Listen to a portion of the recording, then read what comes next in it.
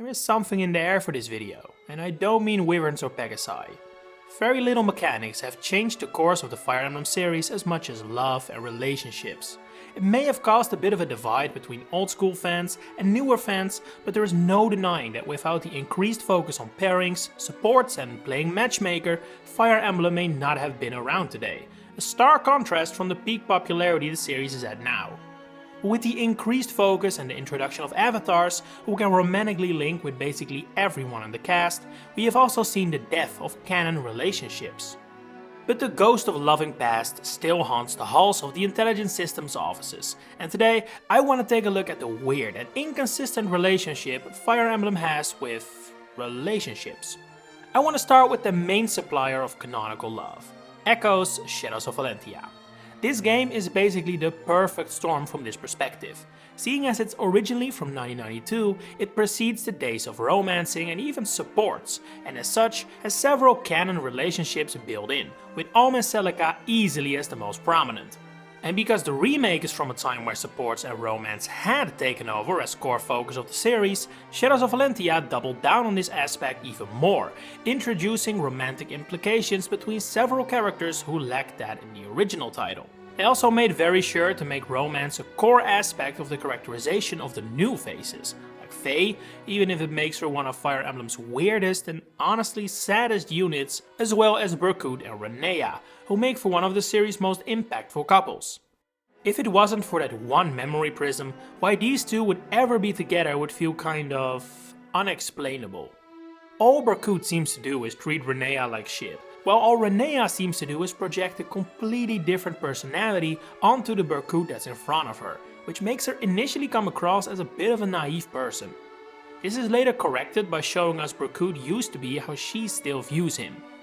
They were once a pretty cute couple, who treated each other kindly, as most canon couples do. But as Berkut begins to switch and his pride, jealousy and desire for power begin to consume him, that more and more fades away.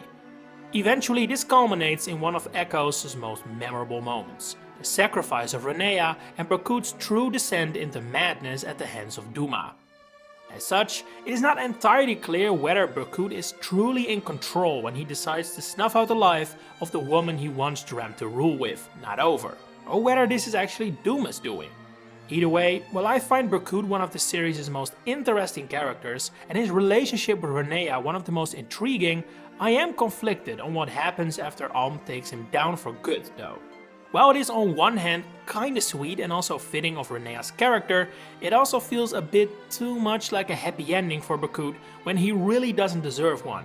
I don't mind the ghost of Rinea not abandoning him and still wishing to be together in the afterlife, but she could have used some harsher language to condemn the actions we've seen throughout the entire game in my opinion. It could have really helped to make Rinea a bit more of her own character, with her own dreams and, important in this case, boundaries.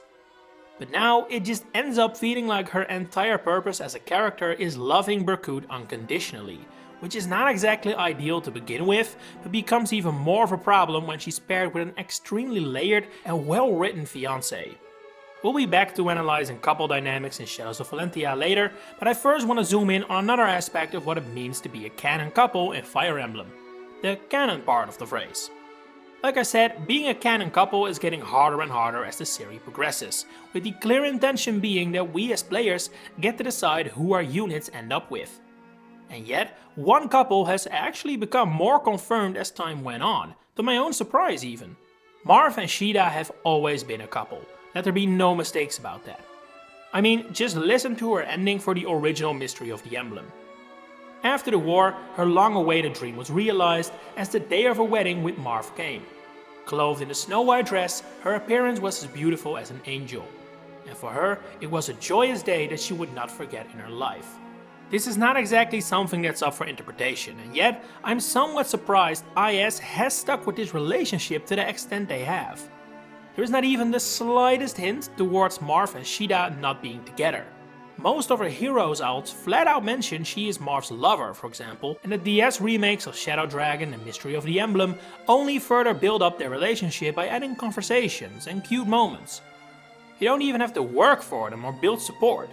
As long as Caeda doesn't die, she'll automatically become Marth's wife.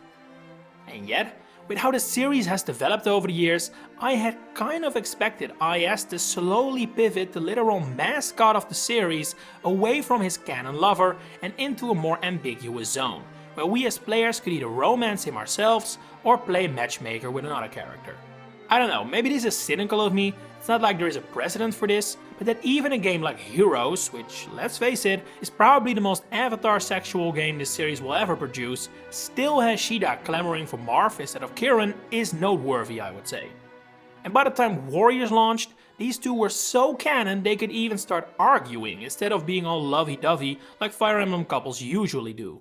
Marth and Caeda hold a special place in the Fire Emblem series as a couple, that much is clear. Especially because not every seemingly intended canon couple has been so lucky until death do us apart. One of the most interesting examples of this can be found in Eliwood. Perhaps inspired by the lovely husband and wife tag team that is Bent and Louise, love too has found its way into the adventures of Eliwood, Hector and Lyn. And that is already quite an interesting inclusion in the Western world's first ever Fire Emblem, seeing as the Binding Blade, its sequel that was also released before it, doesn't feature Roy or Lilina's mothers, and thus Eliwood and Hector's wives, at all. What I find so interesting about the design of Blazing Blade though, is that the developers, knowing full well that Binding Blade doesn't focus on the mother of its main character, still decided to write a story where Eliwood is very strongly pushed towards a canonical love interest, Ninian obviously. And yet, later games treat this couple like they're merely options for one another. Binding Blade, still the sequel at the end of the day, doesn't feature Ninian or Eliwood's wife at all. Heroes also doesn't mention the relationship between Eliwood or Ninian even once, a stark contrast to how it handles Marth and Caeda. Now, I do admit there is the core difference of a paired ending between Marth and Caeda being effectively canon and unavoidable, while Eliwood and Ninian only end up together when their support level is high enough. But hey, the same applies to Roy and Lilina, and Heroes has no problem pairing them off for their lovey-dovey events.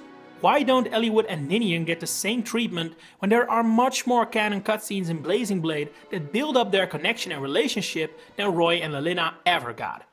Don't get me wrong, I'm not saying their connection has been erased from history. The fact Ninian has a bridal alt in Heroes, for example, does kinda suggest Eliwood's involvement, seeing as he's her only pairing option. But I do find the stark difference in prevalence between the Blazing Blade depiction of their relationship and what followed afterwards quite odd.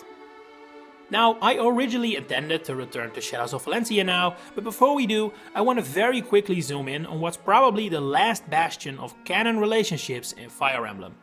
I've said it a whole bunch of times already, but they're not really around anymore, and that is mostly the result of the success of Awakening and its pairing mechanics. But during the development of the game, IS couldn't have known romance would become a new pillar of Fire Emblem's success, and it shows. It feels like a fever dream now, since it has essentially been erased from history, but do you guys remember that the intro of the game flat out shows Sumia as Chrom's wife, and mother of Lucina? This is like Marth and Caeda level of hints and confirmation, and yet this seemingly intended connection has since been scrubbed from the series. If anything, Olivia has taken Sumia's place as Chrom's most often seen wife, although Robin is obviously also pretty dominant in that regard. Sumia, on the other hand, I don't think there has been a single piece of material released post-Awakening that suggests she and Chrom are together, and that is once again such a huge contrast to the depiction in their literal origin game. If we ever get an Awakening remake or re-release, I'm willing to bet this little moment is getting changed. No doubt about it. But alright, I promised you echoes, so echoes you'll get.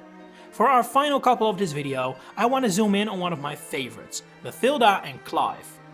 Now, unfortunately, this is also quite a controversial couple from what I've seen in the community, with people not exactly being a fan of them, or maybe rather Echoes' treatment of Mathilda. While I definitely agree Shadows of Valencia has some problems, to say the least, in regards to writing female characters, I actually don't think Mathilda is one of the big problems here. So to quickly summarize it for those who aren't too familiar with the bond of these two, Clive and Mathilda are two of the three founders of the Deliverance, and at Mathilda's recommendation, Clive becomes his leader. Is he well suited for this? No, and he knows it. But it shows how supportive these two are of each other, and it perfectly highlights how their relationship is. Throughout all their supports and little moments, they constantly show they value one another deeply, but while this is definitely cute, it's not unique. We have seen this dynamic before in previous relationships, like the aforementioned Pen and Louise and Marth and Caeda. One thing is a big departure for Fire Emblem tradition though. In this relationship, it is the woman who's the capable fighter, the talented soldier and the leading figure. Clive is more her supporter than the other way around, a stark contrast compared to say Berkut and Rinea as we discussed earlier. And as such, I can understand why some might have a negative reaction to Mathilda's ending. If Clive doesn't die, she retires from the army and chooses a life in the shadows. First of all, this is often rephrased as a life as a housewife, but that is not stated at all. Secondly, I've never seen this ending as condescending or out of character, as I've often seen it explained. Retiring as a soldier is usually a good thing. It's what every soldier aspires to one day do. It shows Valentina is at peace, that legendary soldiers like Mathilda are no longer required. But most of all, I think the contrast between Mathilda's endings depending on Clive's status shows how she regards her work as a soldier. If Clive lives, she retires, but if he dies, she continues with the army and becomes captain of the Brotherhood of Knights, motivated and steeled by her immense grief. I have always seen this contrast as a clear sign that the army life is not what Mathilda dreams of. It's something she dived into because it was necessary. Her land was at war and she desired peace to live a simple life with the man she loves. After the game, she has found that and sees no benefit in fighting and risking her life any further. I will say though, this ending would have been even better if Clive had retired as well, but I simply do not agree with the notion that Mathilda was hard done by in the end. For me, they stand out as one of the best canon couples in Fire Emblem history, and that could very well be a title they'll hold on to for who knows how long. But hey, that's just what I think. What are your thoughts on these couples I've discussed, or canon relationships in Fire Emblem in general? Share them in the comments below. If you've enjoyed this video, please consider giving it a like and subscribing to the channel to stay updated on all my future Fire Emblem content coming up. For now, thanks for watching and enjoy the rest of your day.